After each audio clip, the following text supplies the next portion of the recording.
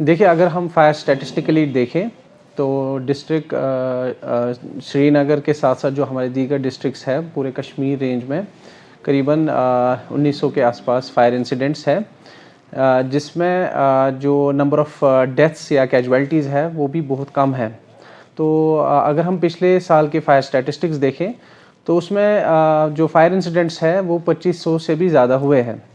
तो इसका एक मेजर रीज़न जो है, हमारे जो डायरेक्टर है श्री आलोक कुमार एडीजीपी आईपीएस, उन्होंने लास्ट ईयर जब डिपार्टमेंट ज्वाइन किया था तो उन्होंने एक इनिशिएटिव लिया और बाकी कमांड ऑफिसर्स को भी एक डायरेक्शन इशू की कि हम frequency of fire awareness programs increase करेंगे।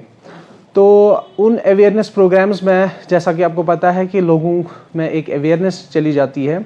हम फायर प्रिवेंटिव मेजर्स के बारे में बताते हैं, लाइफ सेफ्टी के बारे में बताते हैं, या फायर प्रोटेक्शन मेजर्स के बारे में बताएंगे, या इसी तरह अगर जैसे फायर एक्सटिंग्विशर है उसको चलाना कैसे है, या एलपीजी फायर है उसको कंट्रोल कैसे करना है, ये सारी चीज़ें फायर अवेयरनेस प्रोग्राम्स में हम कवर करते हैं। तो मुझे लगता है उन अवेयरनेस प्रोग्राम्स से काफ़ी फ़र्क पड़ा है, लोगों को भी समझ आया है कि how they can tackle fires, and that has reflected in our results. जो हमारे फायर स्टैटिस्टिक्स है उनमें भी हमने शार्प डिप देखी है फायर इंसिडेंट्स में। लेकिन अब लोगों में ये होता है कि दे फ्रीक्वेंटली से फायर इंसिडेंट्स आर इंक्रीजिंग।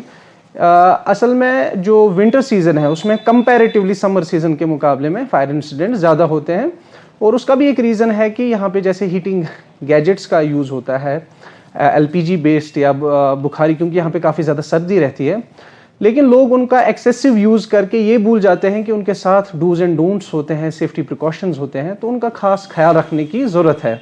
तो कई बार हमारी लापरवाही की वजह से, नेग्लिजेंस की वजह से ये जो हीटिंग गैजेट्स है इनकी वजह से आग लगने की संभावनाएं बढ़ जाती है, और जो हमारे स्ट्रक्चर्स हैं वो ऑलरेडी वुडन बेस्ड होते हैं जो कि कंबस्टेबल मटेरियल्स के हैं, तो वहाँ पे आग लगने की संभावनाएं पहले से ही काफ़ी ज़्यादा होती है।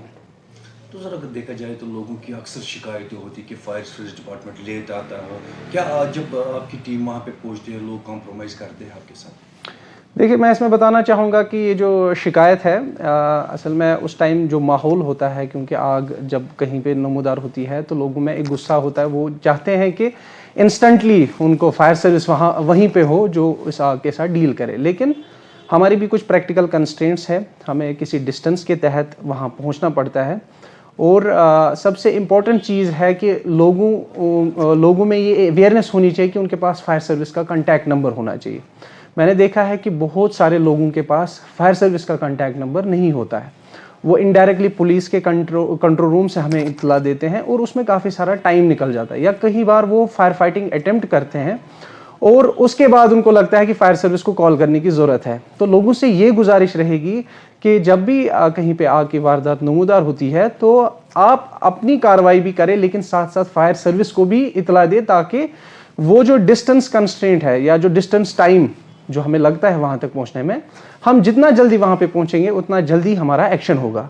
उसके बाद जैसे हम स्टेशन से बाहर आते हैं, हमारा प्रोटोकॉल टाइम 1 मिनट का होता है, तो रास्ते में डे के टाइम स्पेशली ट्रैफिक कंजेशंस हो सकती है, तो वहाँ पे लोगों से गुजारिश है जब भी आप फायर टेंडर को देखें तो आप उसको साइड छोड़ें। और जब हम स्पॉट पे पहुँचते हैं, खासकर नाइट के टाइम वहाँ पे रॉन्ग पार्किंग्स होती है, तो वहाँ पे भी लोगों से यही गुजारिश रहेगी कि आप जो अपने व्हीकल्स हैं उनके लिए पार्किंग स्लॉट्स आइडेंटिफाई करें अपने अपने एरियाज़ में। रॉन्ग पार्किंग से काफ़ी ज़्यादा दिक्कतें पेश आती है, खाली ये फायर इंसिडेंट के टाइम नहीं, ये जो भी किसी भी किस्म की इमरजेंसी होती है तो उस टाइम पे, क्योंकि हमें व्हीकल का यूज़ करना पड़ता है, और ऐसे व्हीकल्स जो ऑलरेडी वहाँ पे रॉन्ग पार्किंग की सूरत में होते हैं तो उनको हटाना काफ़ी मुश्किल होता है। तो कई बार हमें फायर टेंडर वहीं पे खड़ा करके फायर फाइटिंग करनी पड़ती है, जिसमें कंसिडरेबल टाइम भी लैप्स हो सकता है। तो मेरी लोगों से यही गुजारिश रहेगी, आप अपने अपने एरियाज़ में पार्किंग स्लॉट्स आइडेंटिफाई करें। तो अगर देखा जाए किसी इंसिडेंट पे फायरमैन भी इंजर्ड होता है तो डिपार्टमेंट उसके लिए क्या कुछ कर रहा है? देखिए, हमारा जो काम है उसमें कई बार जो है हमारे जो फायर फाइटर्स है वो अपनी जान की बाजी लगाते हैं, लेकिन लोगों की लाइफ या प्रॉपर्टी सेव करते हैं। जब भी कहीं पे फायर इंसिडेंट होता है सारे वहाँ से भाग रहे होते हैं, लेकिन it's only the fire fighter जो उस आग में जाते हैं और तब तक नहीं छोड़ते जब तक कि वो उस आग को बुझा नहीं लेते। अब कई बार क्या होता है कि हमारे फायर फाइटर्स कई बार उनमें इंजरीज आती है, माइनर इंजरी या मेजर इंजरी, तो डिपार्टमेंट की तरफ से भी जो हमारी वेलफेयर स्कीम्स है उनके तहत उनको जितना भी प्रोविज़न होता है डिपार्टमेंट की तरफ से उनको मुहैया किया जाता है। तो सर, अगर देखा जाए तो विंटर्स में ही आग बड़े ज़्यादा लग जाती है, तो क्या कुछ मैसेज देना चाहोगे आप आम पब्लिक?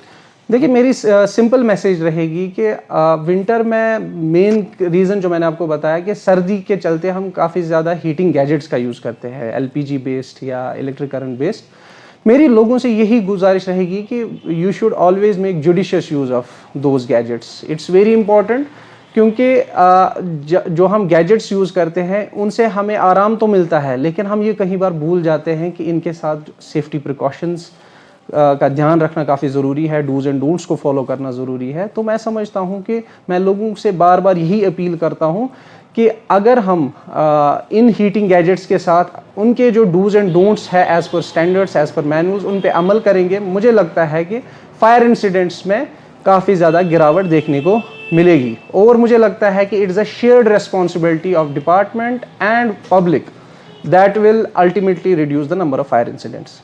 कैलेडोनियन इंटरनेशनल स्कूल है सपनों का स्कूल। यहाँ IB, CBSE व कैम्ब्रिज करिकुलम में नर्सरी से 12वीं तक मिलेगा चयन। हमारे इंटरनेशनल टीचर्स आपको सिखाएंगे फ्रेंच व कोरियन भाषा, जबकि थाईलैंड व दक्षिण कोरिया के छात्र भी हैं यहाँ एनरोल। साथ ही extra curriculum activity, career counselling, indoor swimming pool, shooting range, volleyball, तीरंदाजी, बैडमिंटन व स्केटिंग भी। यहाँ आपको मिलेंगे AC क्लासरूम व AC हॉस्टल, जबकि मेडिकल व इंजीनियरिंग के स्टूडेंट्स को दी जाती है नीट व JEE की परीक्षाओं के लिए कोचिंग।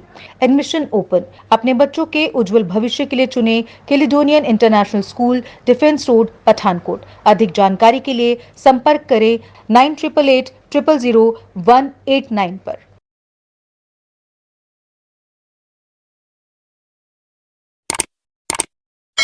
जम्मू कश्मीर की खबरों के लिए जुड़े रहिए JK अपडेट के साथ।